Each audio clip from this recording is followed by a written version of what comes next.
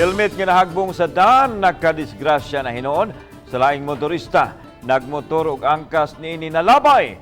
Nahitabo kini sa may UN Avenue sa Mandawi City sa miaging adlaw.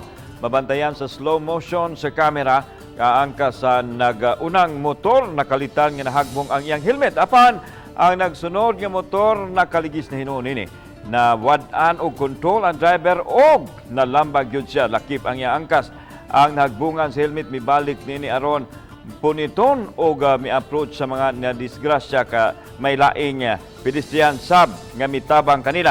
Awhag sa mga otoridad, sigurohon gyud nakalak ang helmet aron dili mahagbong samtang nagmaniho. Moto. Tungod ito sa helmet na natagak. O na iba ang bantayan sa mga motorista, no? Safety na itong mga helmet.